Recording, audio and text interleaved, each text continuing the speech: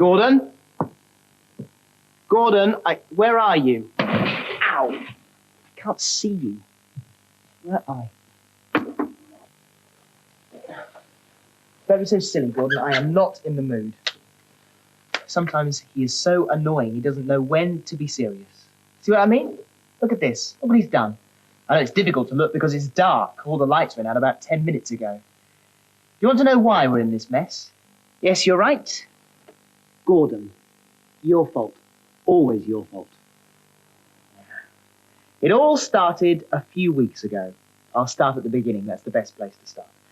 Gordon is a big noise in animal politics. Not only is he the leader of the Gopher Party and Prairie Minister at the House of Burrows, he is also the intrepid leader of the first Borough of Commons Gopher Cub Pack. A few weeks ago, when he was feeling very intrepid indeed, Gordon organised a camping trip, a weekend at Bilberry Farm.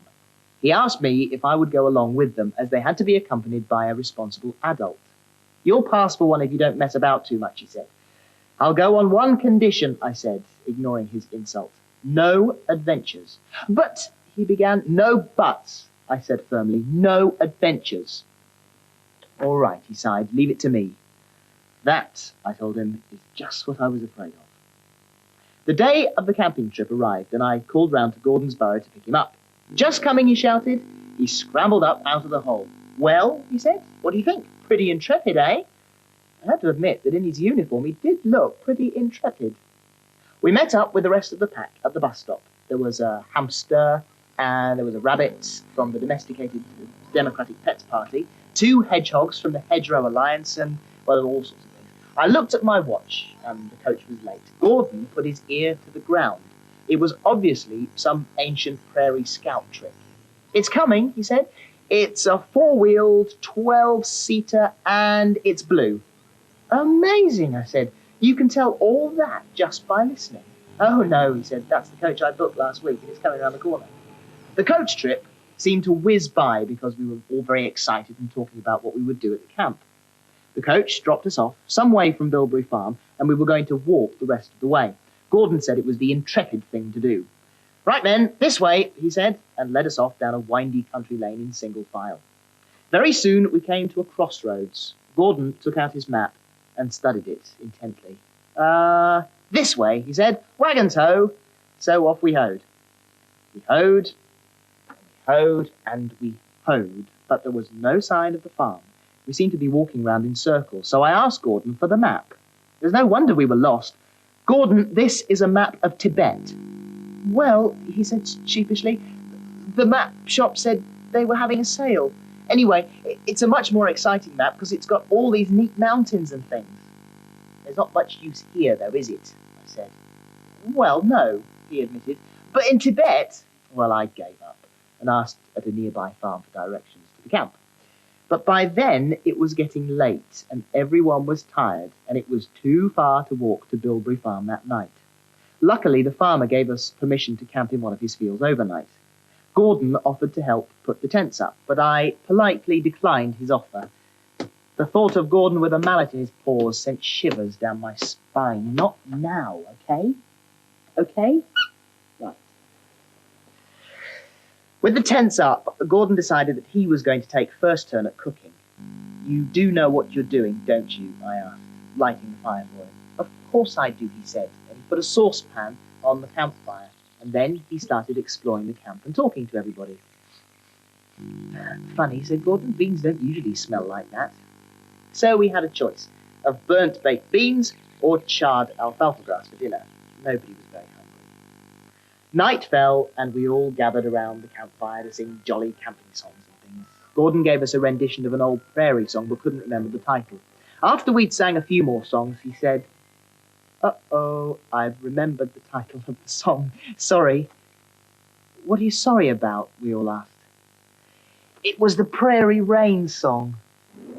There was an ominous rumble of thunder, and it began to rain. Did I say rain? It poured down. We dashed for our tents and settled in for a long, cold, damp, miserable night.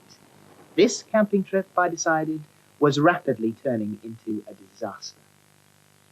The next day dawned bright and early, and so did Gordon, partly because he wanted to blow the bugle for a valley. He gave the bugle a long, hard blast. Oh, Gordon! Stop it. I am trying to tell a story. Okay? Okay, go away. I awoke with a start. What's up, I said. Breakfast, I hope, said Gordon. I just about got the fire going when Gordon dashed up. Philip, he said, have you got any, He sneezed so hard he blew the fire out. It seemed he got a little bout of hay fever. I searched for the tissues. Too late. Gordon was going to sneeze again. He sneezed so hard he blew his woggle off. A frantic search was mounted.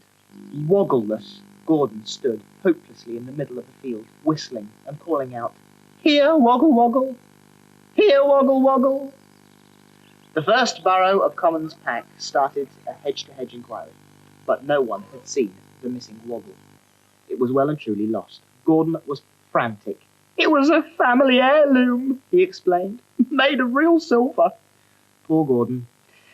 Well, there was nothing to be done about it, so reluctantly we started to pack up, and Gordon, still sneezing, struggled with the tent. Suddenly, there was a strong gust of wind.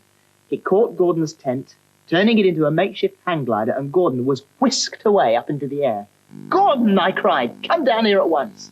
But the wind just took him higher and higher, and further and further. Everyone gave chase, keeping to the paths across the farmland and remembering to shut the gates after us. Meanwhile, Gordon was having problems. The wind suddenly dropped, and the tent was diving towards a small wood. He shut his eyes tight.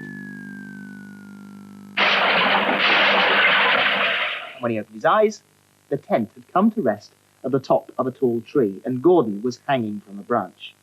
"Hang on," I said. "I'll get you down." But Gordon had noticed something shiny in a bird's nest a few feet away.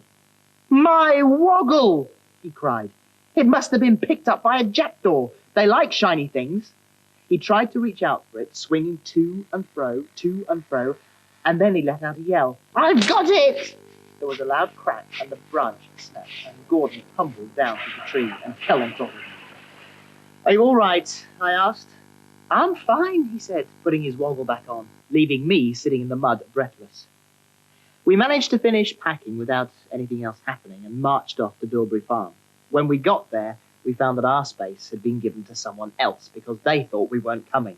That was the last straw, so I took a straw boat. Everyone had had quite enough camping for the present, and we all decided to go home. Well, I was looking forward to a nice, warm, comfortable sleep in my own bed tonight, when there was a knock at the door. It was Gordon, and he was carrying a tent. "Can I camp in your garden tonight?" he asked. "My burrow is flooded." "You must be joking," I gasped. "You can use the spare room." "Thanks," he said, and went upstairs. A few moments later, I heard a banging above my head. Gordon was putting up his tent in my spare bedroom and nailing the guy ropes to the floorboards. "Gordon, stop!" I shouted. But of course, too late. He knocked a nail right through the water pipe and flooded the house.